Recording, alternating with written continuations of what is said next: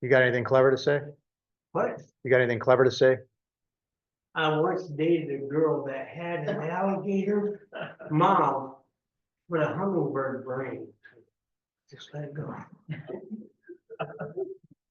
Don't worry, it was just as bad during Springsteen practice. Yeah. All right. I wonder if that made its way to the recording. Maybe they couldn't hear it. Okay. We are in Genesis chapter something or other, 9. That's good. Thank you. Let's see. Gotta be about 8. What is this? Well, before I start, let me say this. I'm going to be speaking at Covenant Life Community Church down the street next week. So I will do it the same thing I normally do, abbreviated.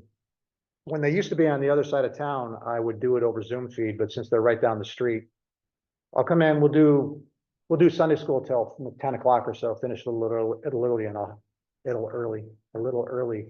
I'll hightail it on down there. But I'm going to be doing, they're going through the book of Acts. I've been meeting with their pastor, Norm, going through Acts with them every Friday for months now. And I'm going to do like some kind of high level pass through it. And I created this yesterday. I think I'm going to start with this to set the stage. All of this you've heard before, but that's what I'm starting with. We'll see how it goes. The redeemed people of God is the Acts part. I've always been looking for good ways to try to encapsulate the history of redemption. And it's like my timelines. I'm never quite satisfied with it. I've got like 10 different ways that I've encapsulated the history of redemption. And this is the one I'm going to use so far as of whatever today is, December 29th, 2024. But anyway, these are the records of the generations of, we already did that. Let's talk about a variation on that. There's a telescopic nature to the text of the subject matter of Genesis, which kind of dictates the meaning. This association between subject matter and meaning is very, very close in some of these books, and you can see it here. You start down here in chapter 2 with Adam, and as the narrative progresses, it can almost seem like it's progressing in, I think now I'll tell the story of so-and-so, but that's not at all the case. There's a directionality, an increasingly telescopic nature to it, where it's going to arrive at the descendants of Abraham in chapter 12. So we're now making our way through Shem is coming up, but we've made our way through Noah. These are the records of the generations of Noah. So you move from Adam to Seth to Noah. He's going to have 3 sons, Shem, Ham, and Japheth. Ham is going to have a big story that we're going to talk about today, but then Shem, the narrative will now fork, and it will move in the direction of Shem's line. And then it'll arrive at Terah. And then it'll move in the direction of Terah's line. And he's going to have 3 sons. Extra credit to anybody who can name them. Abraham. You got to get all 3. Who are the sons of Terah? Who are Abraham's brothers?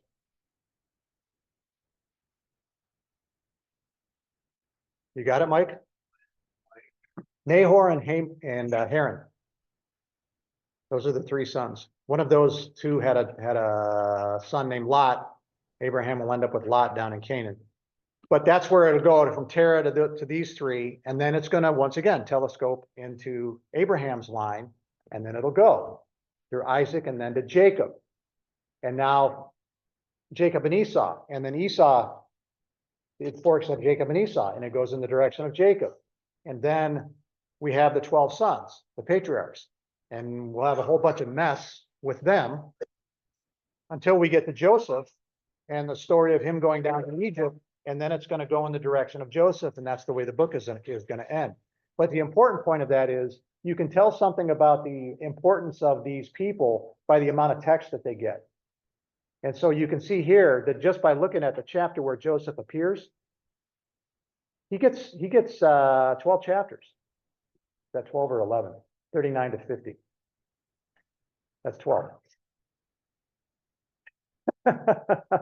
I have the same trouble when I try to calculate seasoning at the bank. If you've been making payments since, since December, if your first payment was December of 2023, how many payments have you made? 13, not 12. But anyway, the number of chapters indicates something. Adam's going to get some chapters, Seth gets some, Noah gets some, couple. But man, you get to Abraham, chapter 12. Now the rest of the book, we're talking 39 chapters, has to do with Abraham's descendants. And then you get to Jacob in 27. And now you're 14 at 24, is that right? 24 chapters with Jacob. And then you get to Joseph and you get those last 12 chapters. It's actually more like 13 because he gets introduced before that. But that's how important Joseph is to the narrative, that he would dedicate, what is that? Oh, almost a quarter of the book, over a quarter of the book to Joseph. And you have to ask, why would he do that? Why is Joseph important to the story of Israel? Why is Jacob important to the story of Israel, but Esau is not as important? These kinds of things. And you can get a sense of that just from the amount of text narrative that the author dedicates to that family line. But it's all about family line. The genealogy is so important, way more than it is for us. They really cared about this stuff. And they design their narratives around genealogy. Sometimes it's annoying to us, and it will be again here when we get to where we're going in chapter 10. But it helps to think about that. So that's genealogy. We are, for those joining us in progress, we are not on this map yet. We are just past not on this thing. Mountains of Ararat up here, more like up here somewhere with the ark. And let's just get into it, unless somebody wants to delay me from getting started like I did myself last week and every week before that. All right, we are the very end of chapter 9 now. So we have come through the flood, and then it's not a recreation, it's not a creation, it's not a do-over, a mulligan of the creation story, but it has echoes of the creation story in it as God says things like, this mandate that he gives to Noah and his descendants, be fruitful and multiply and fill the earth. We've heard that before. Only before it was fill the earth and subdue it. Now it's the fear of you and the terror of you will be on every beast. But you can see the language right here. Beast of the earth, everything keeps, that's language right out of chapter 1, for example. Then you get the prohibition. So you get the be fruitful and multiply, and then you get a prohibition. And in Genesis chapter 2, you got a I don't know, kind of a be fruitful and multiply. You can eat from any tree of the garden that you want. So this license, liberty, if you will, except, and then you got a prohibition. Do not eat from the tree of the knowledge of good and evil, for in it day which you eat of it, you will die, which leads to where we are now, a flood. But here you get to be fruitful and multiply and eat anything you want, only not the flesh with its life, that is the blood, and thou shalt not murder. We have a new dynamic on planet Earth where God has to do something like mandate this. He didn't have to say that to Adam. Now he has to say that. So I don't know where conscience comes into play, as I've said before, or, is conscience part and parcel of the sin nature? Or did it always exist? I mean, do you need a conscience if you don't have a sin nature? I don't know how that works. Well, when did Adam's sin nature come into being? And if it was with the sin, when his eyes were open, then when did his conscience come into being? I don't know how that works, but neither does anybody else.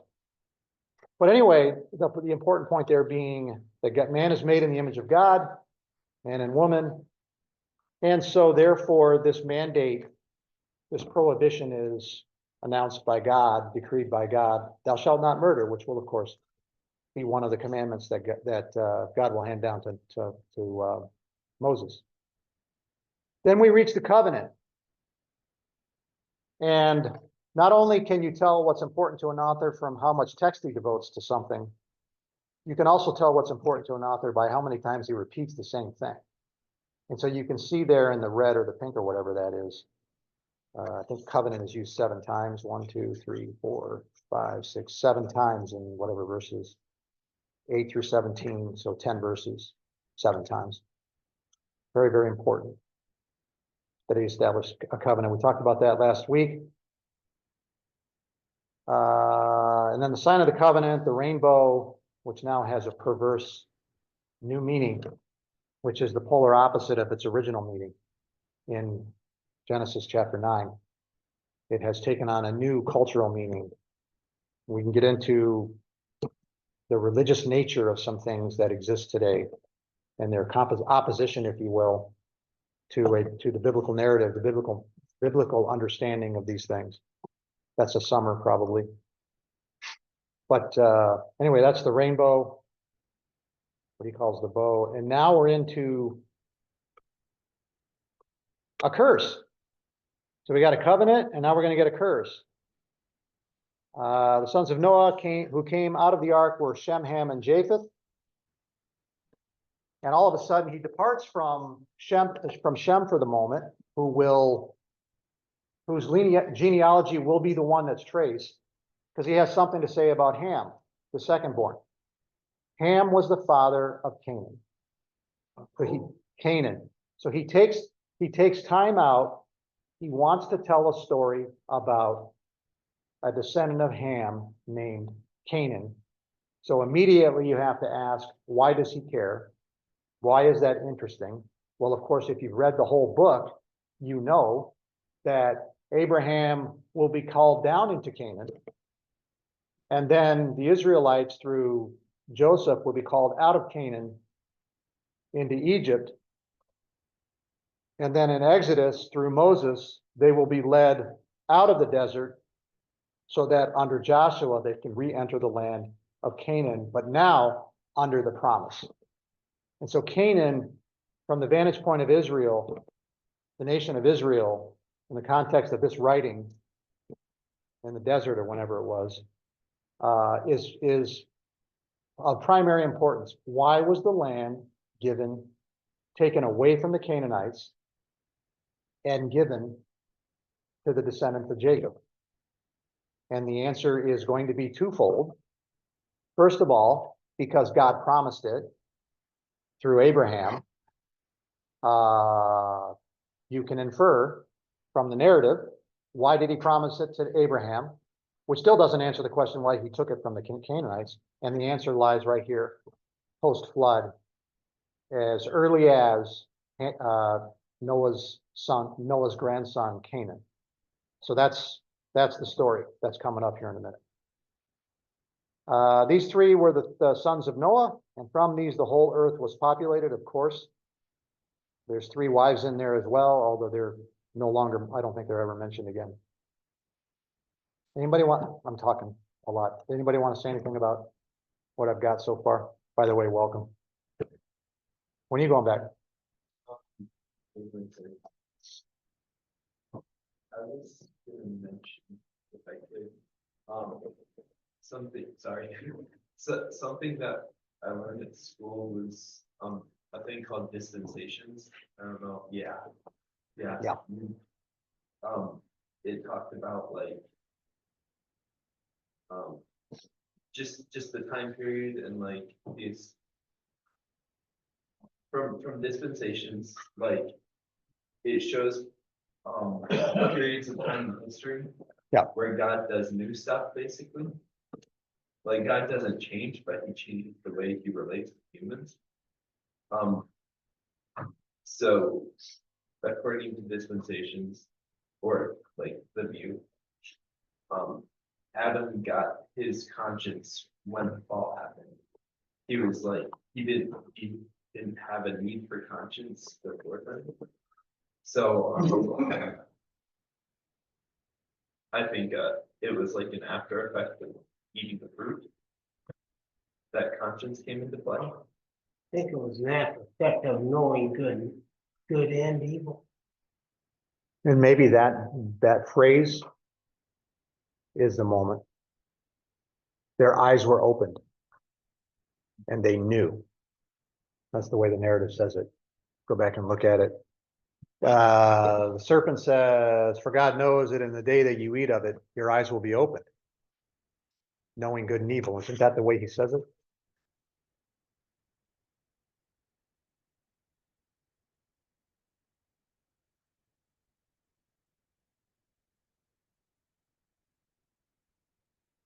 You know, an awful lot.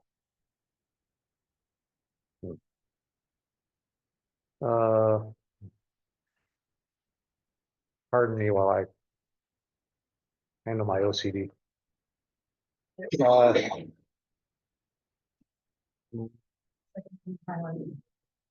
Your eyes will be opened, says the serpent. You shall surely not die. Your eyes will be open and you'll be like God, knowing good and evil. It's one of the great double entendres. And you know what a double entendre is?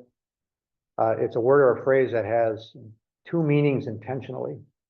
So a lot of times it's used unintentionally. You don't realize you did it. And those are the funny ones when people use a double entendre and people pick up on the second meaning. I'm trying to think of one that's not dangerous right now.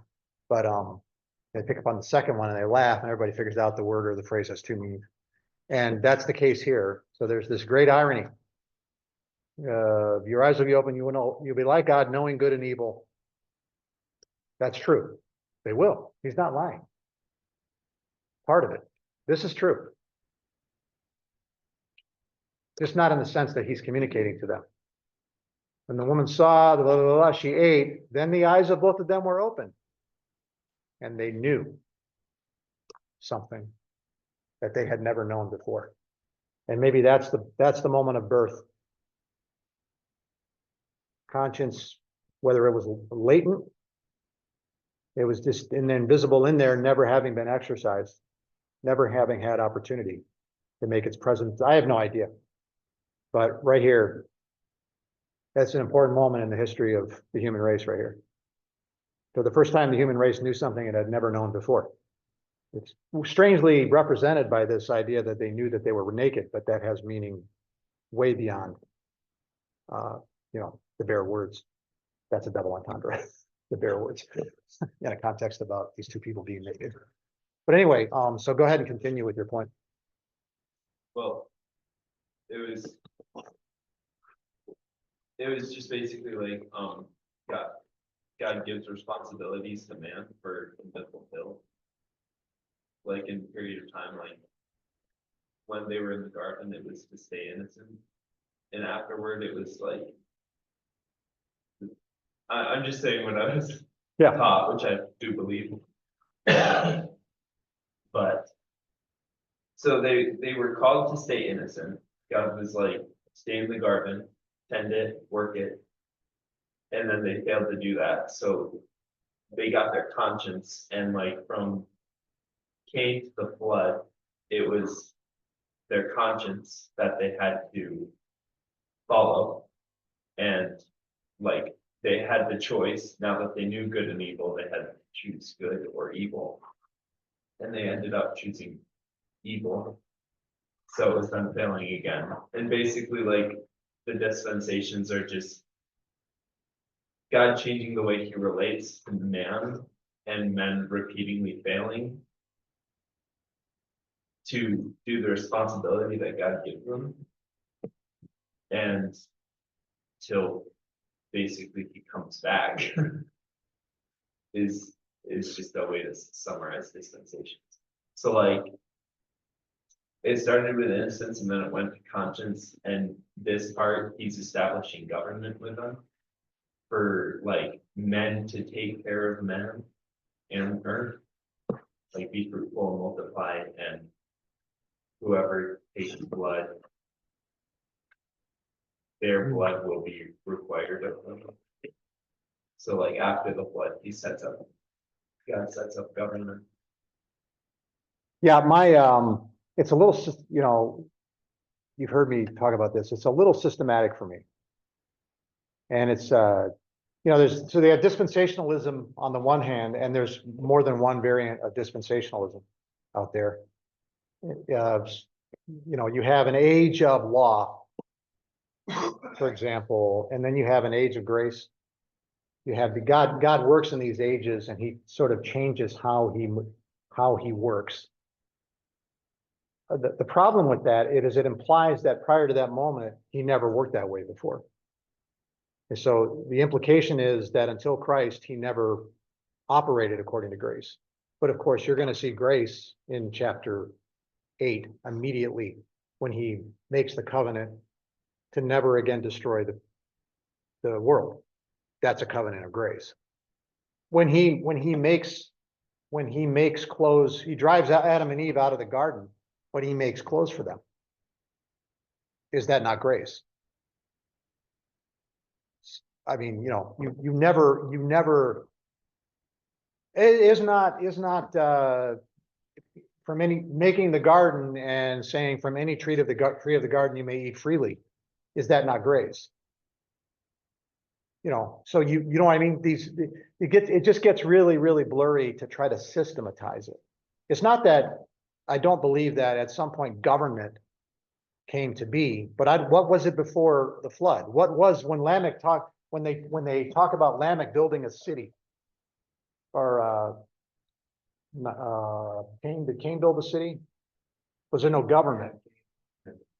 You know, yeah, was there no government? It implies that at a moment government came into being, and you know what I mean? And it really gets blurry because all we have is this. We don't have any other knowledge other than the scant few details for the purposes of the author and no other purpose. So I don't think his purpose is to lay down whatever you believe about dispensationalism or covenantalism, which is its opposite number, which is a whole different debate. I'm not a covenantalist, but I'd consider myself more closely aligned with dispensationalism of a sort than I would with any form of covenantalism, I think. But I'm just not a very systematic theologian. But you know, what was I saying? That I interrupted myself twice, and now I forgot my original point. But that, you know, it's tough. Could it be?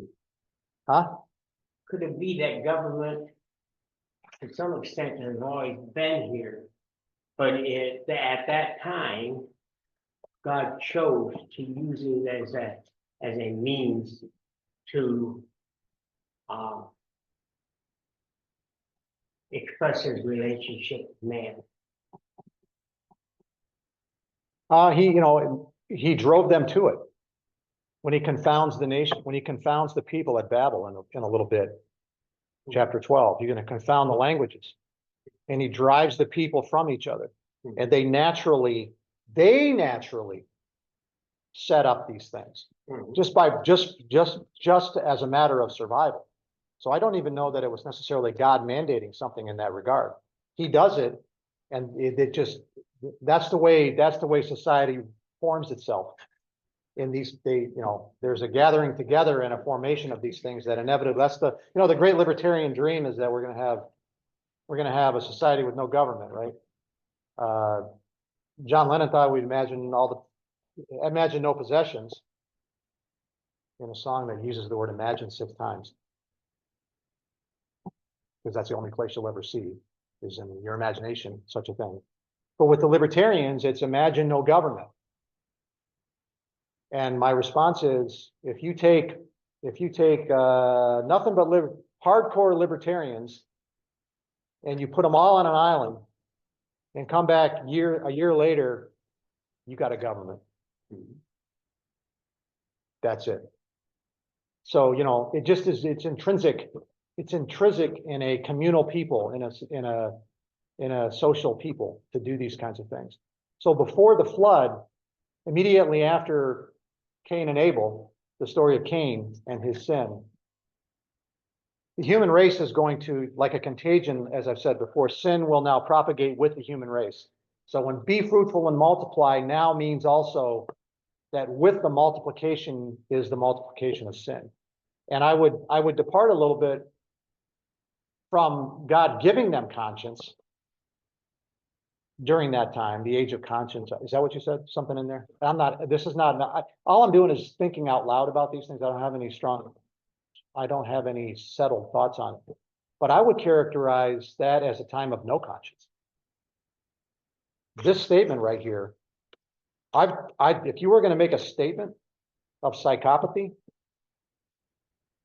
it's right here. Meaning no guidance by the dictates of conscience. It's right here in verse 5. The Lord saw that the wickedness of man was great on the earth, and every intent of the thoughts of his heart was only evil continually. That is a statement of a human race run amok, feral, conscience-wise, feral. Morally feral. Doesn't even have a feral morality, which is the way I describe the world that we live in today. The world that we live in today has a morality of license, or what I call a feral morality. They didn't even have that. This is a description of a human race that's in the midst of the purge. If you've ever seen the movie The Purge, has anybody seen it? We get 24 hours. I've talked about this before, of course, but the 24 hours, it's a movie where there's a 24-hour period where all the rules come off, controls come off, and for 24 hours, everybody's allowed to do anything they want, and you get it out of your system. Any crime, to anyone, it's free. And so everybody spends all this time preparing for the purge and how they're going to survive the purge, and it follows this one family that is going to go through the purge, and it doesn't go the way they plan. But it's as if the purge, he's describing a human race that's perpetually in a state of the purge at this point, where it's just a free for all, morally speaking. So that's the problem with sort of systematizing. Unless it's a system that the New Testament, it's also my problem with trying to systematize Revelation. It's the same thing. Man, that stuff's hard to systematize. How are we going to fit 1st and 2nd Thessalonians and the rapture in with Revelation? It's tough stuff. Which is why there's so many variants on all this stuff. But unless the Bible systematizes it for you, like the Trinity, and even that, there's people out there that reject that because they don't think it's in there. But unless you can glean it pretty easy from the text, justification by faith, very systematic, very articulated in a systematic way, but also in a way that's consistent with the history of redemption, But that's my issue with things like dispensationalism and covenantalism on the other side, that the church replaces Israel, which I don't believe. I don't see how you can believe it, having read Romans chapters 9 through. It seems to me Romans chapters 9 through 11 is a wholesale rejection, repudiation, almost consciously, of the church replacing Israel. So that's my answer to covenant. If that's the nuts and bolts of covenantalism. If the nuts and bolts of dispensationalism is that God changes his means of operation, I guess I would say then his means of, I don't know. It's not even how he interacts with the human race, it's how he does things, because he moves from law.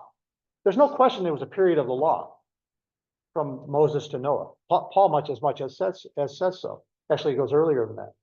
He moves it even earlier than that in Romans 5.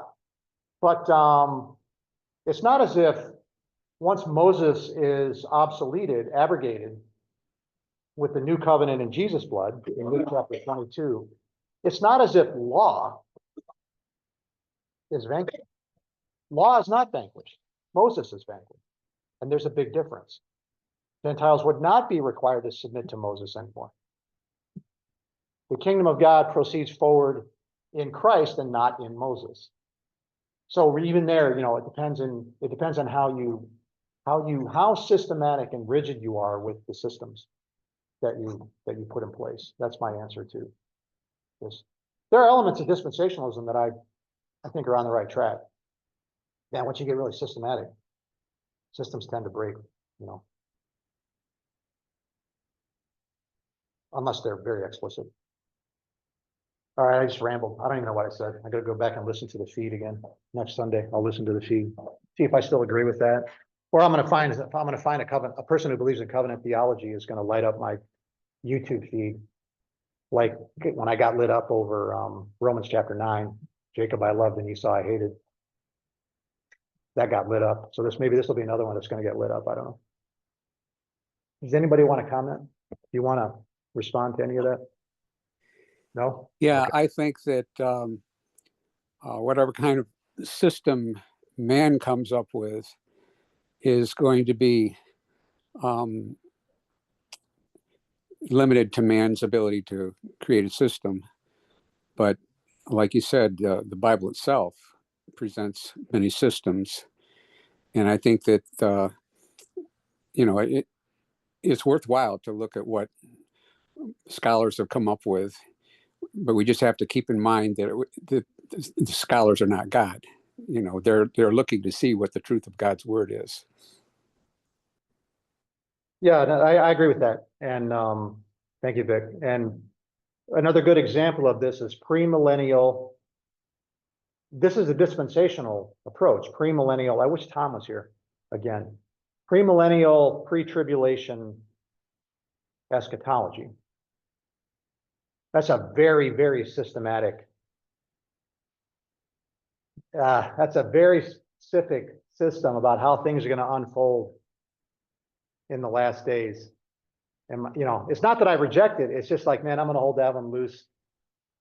I'm going to hold that. I'm not going to, that ain't going to be a litmus test for me. It is a litmus test for some people.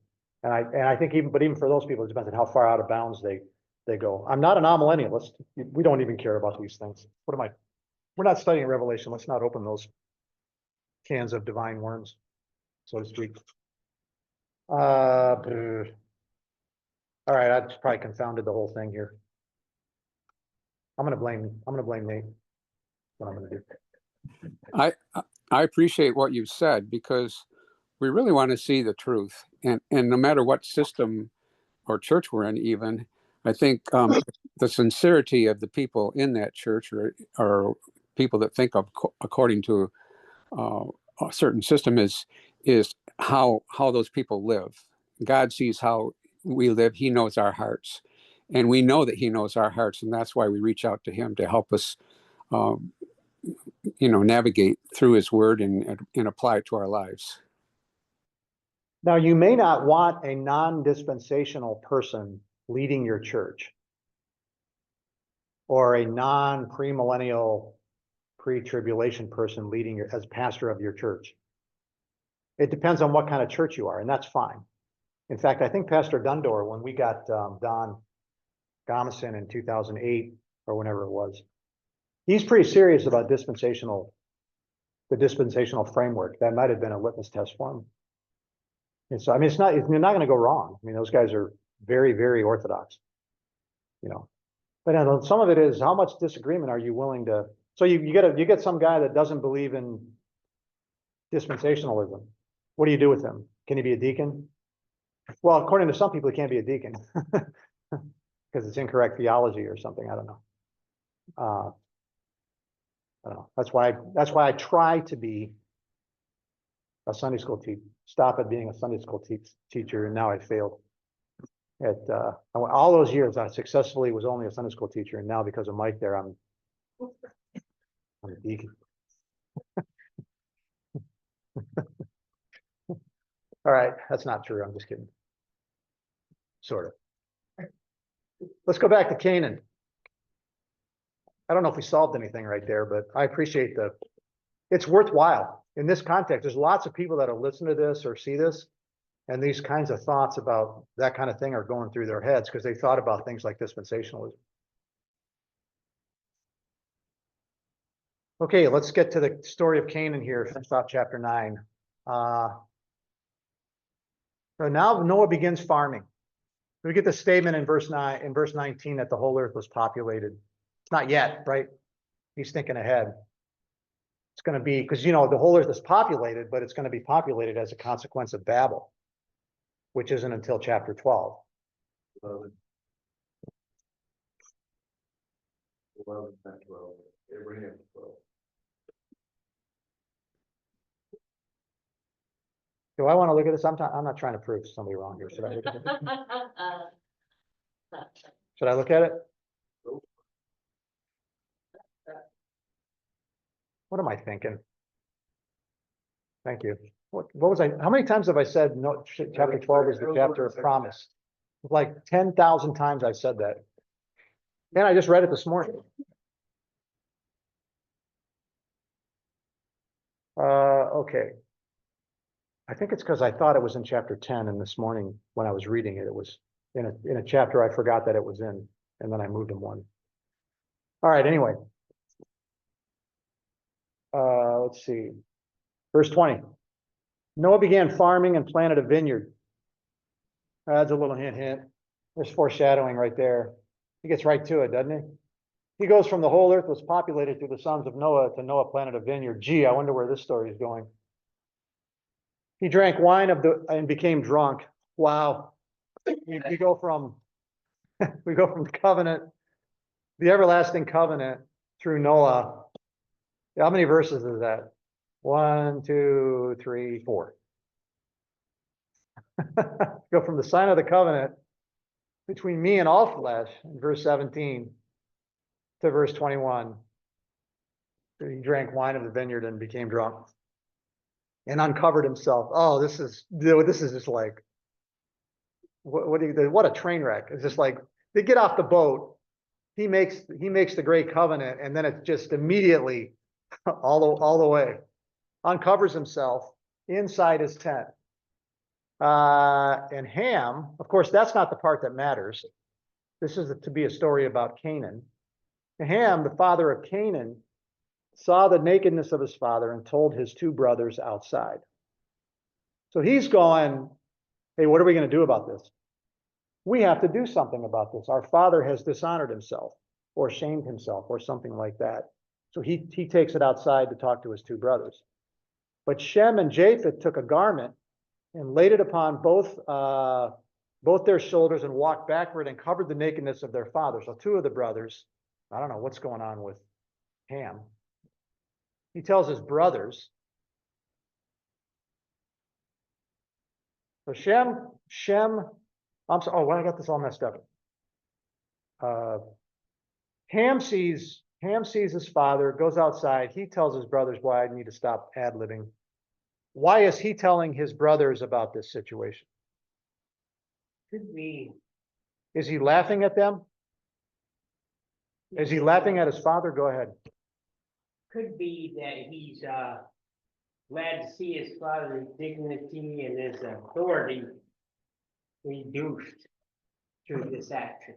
It's interesting, the author doesn't tell us. Yeah, The implication of the story is that, as I'm thinking out loud about this after having misread it, the implication is that he should have immediately taken action and done the right thing, and he didn't do it. He went back outside for less than honorable reasons. And when his 2 brothers hear it, they do the right thing, the right way, and take care of the situation. So you have this immediate characterization of Ham that he did not participate in the honorable thing that should have been done in the first place. He's on the outside. So there's already this foreshadowing going, the anticipation of where the story is going. Let's see. Shem and Japheth took a garment and laid it upon both their shoulders, and bowed backward and covered the nakedness of their father, and their faces were turned away so that they did not see their father's nakedness. When Noah awoke from his wine, he knew what his youngest son had done to him. That's interesting too. It's his youngest son. I never noticed that before. Yeah. Look at that. Noah had 3 sons, Shem, Ham, and Japheth. But Ham was the youngest one. I've never noticed that before. I have no idea why he did that. Generally speaking, almost universally,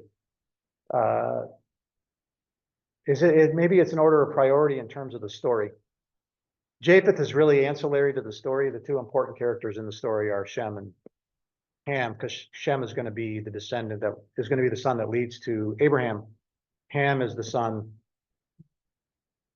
that leads to Canaan and then the promised land. So maybe he's ordering it according to that. But at any rate, Ham is the youngest son. Uh, Younger means young, small, insignificant, or unimportant. could be, yeah.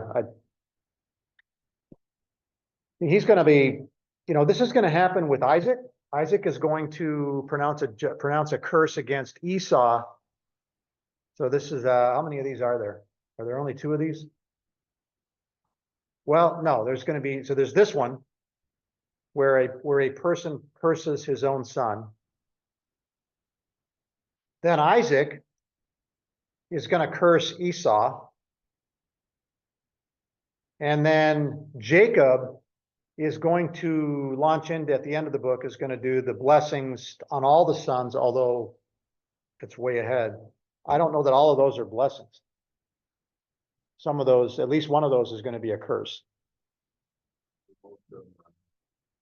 Are they most of them a curse? This is why there's no substitute for knowing content. So he said, and here comes the curse. Time is it 10:03?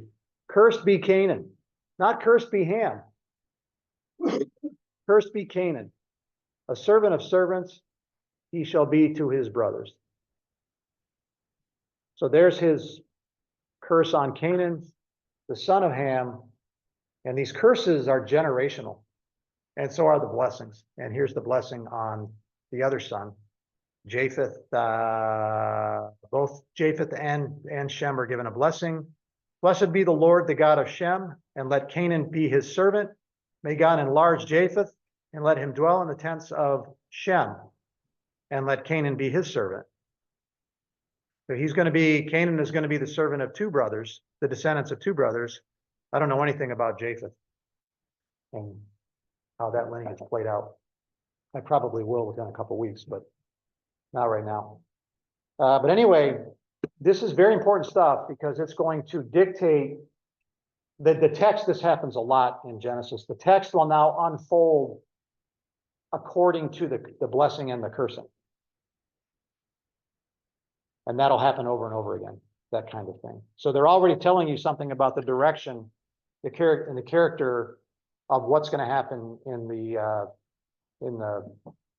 text, in the rest of the book. But the curse on his son. Yes. Why would, Right? what's that? Canaan was his grandson. So the curse was on his grandson. Why would he curse Canaan? Why would the author have Noah cursing Canaan and not Ham?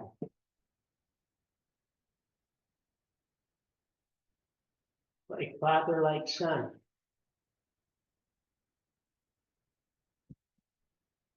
From the vantage point of the history of redemption.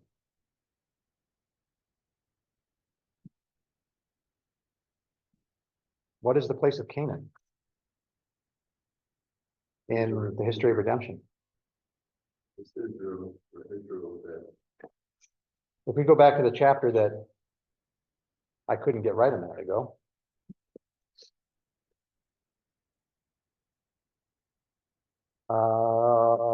Important point. Let's go to 15. The covenant with Abraham. What was the covenant with Abraham about? The answer is the covenant with Abraham is about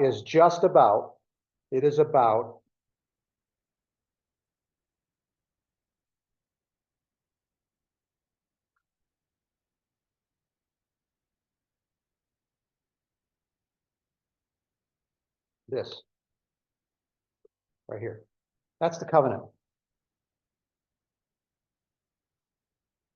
The only part of the covenant that mattered to the Israelites. We see other things like, and you, all the families of the earth will be blessed.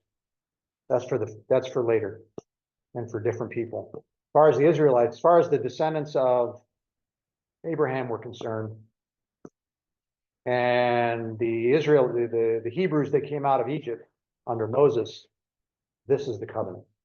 The covenant was a covenant of land, which is why the land was one of the 5, what I would call and it's not original with me. The original was 4. I added one, David. What N.T. Wright called the chief symbols of Israel's national identity. Covenant with Abraham, the law of Moses, the land of Canaan, and the temple. And then I added, I think, David, the throne. Because I don't know how an Israelite would understand after David, I don't know how an Israelite would understand, let's say in Jesus' day, their own identity without the anointed heir to the throne of David on the throne. But this is the covenant right here.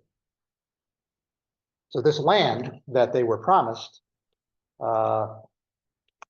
was possessed by other people, and the people that possessed it were the descendants of this man right here. It was called Canaan. So we have foreshadowing that because the land has been cursed because of Canaan's father, Ham, we don't have any idea about the character of Canaan. The implication is that he's just as bad as Ham. That's the implication. Like father, like Brian said, like father, like son. But doesn't matter, because this curse will result in a promise made to the descendants of Abraham that they will get this land. And when that time comes, these people will be so evil that you know, they will be so evil that the Israelites could not have done worse, try as they might, which they did. And when you see some of the things that went on, I told you before, there's these uncovering these artifacts in Israel of you know, these temples where they're offering children, sacrificing children and so forth. It's just really nasty, which the Israelites engaged in too after that. Eventually they succumbed and they assimilated these practices of the Canaanites into their own religion and morality, up to and including Solomon. So, you know, I don't understand. At any rate, there's a curse and a blessing. The inheritance of Canaan will be given to Shem. That's what's going to happen. You already have it here in chapter 9. The promise isn't for another 3 chapters till chapter 12. The covenant isn't until chapter 15. The actual blessing, the actual possession of the land will not occur until Joshua chapter 2 or something like that. But and then it'll take a good portion of the book. But it's decreed already immediately after the flood. You can already see the direction, not just of the book of Genesis, but really the history of redemption right in through Joshua. And it'll dictate the history of redemption. It'll dictate the story of Israel all the way through it dominates the story of Israel, even when they're dispossessed of it themselves, which they were in 722 and 586 BC. They were dispossessed of the land and carted off into exile. And this is everything on their mind by the time of Jesus' day. So when we're going to get our king back and throw off the shackles of the Roman Empire and stop being vassals of another kingdom, and we can have our David again. They got their David. It's not the way that they plan on it, but it's already decreed. Genesis chapter 9. I keep saying that the promise, chapter 12 is the promise chapter. Chapter 15 is the covenant chapter, but really, we already know it by chapter 9. It's going to happen. That curse has meaning, very, very specific meaning. And what it means is that the Israelites that come out of the Exodus, that second generation after, is going to take possession of the land. And if they do it right, they're going to exterminate these people. They didn't do it right. And so they suffered the consequences for that for generations to come.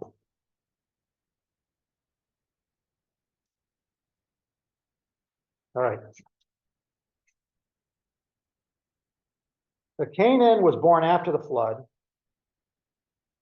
There's your, man, it didn't take long, right? There's your sinner after the flood. Interesting thought.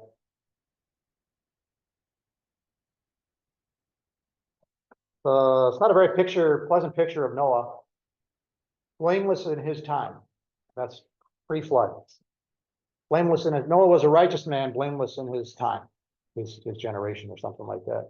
Now we're post-flood. This is the first and only story you're gonna get. This is the only story you're gonna get, and this is the only thing I think that Noah ever says. It's not like he takes accountability for it himself and says, yeah, I shouldn't have done that. What matters way more than that is the dishonor done to him by Really, what has he done wrong? Uh, To be naked in your own tent, what has he done wrong? I mean, other than getting drunk. certainly his two sons, Shem and Japheth, were so I don't know which one, ashamed of it, what he did, that they took particular action to put an end to it as fast as possible. Were they ashamed of what he did, or was this a reaction to what their other brother did?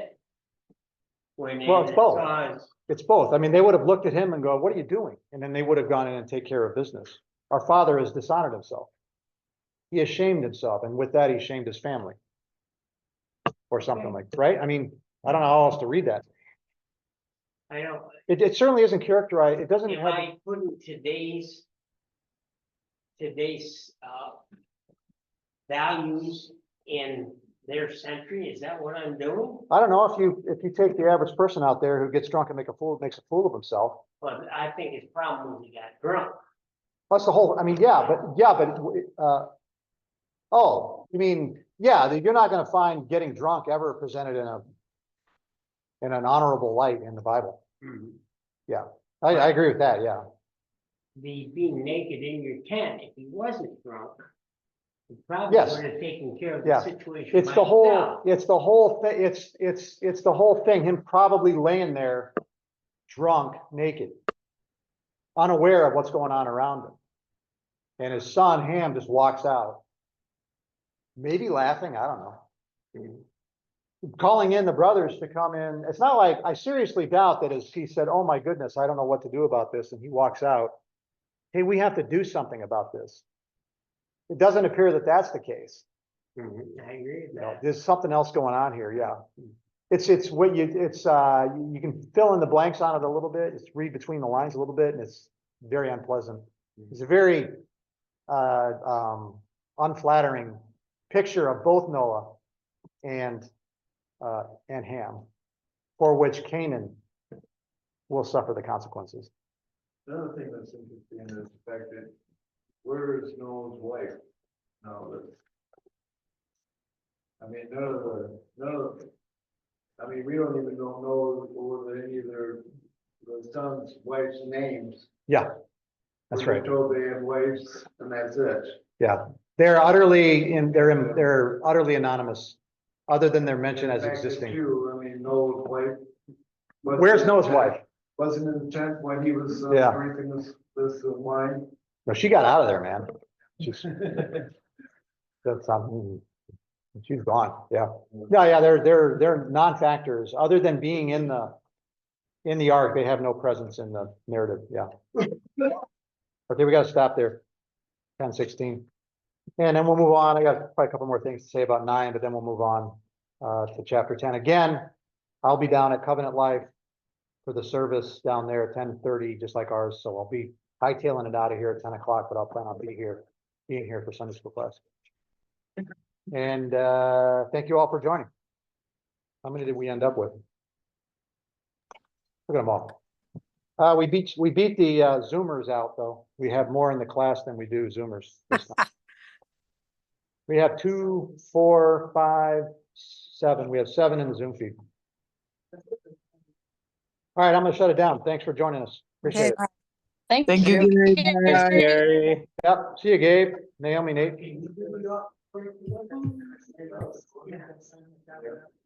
Yes.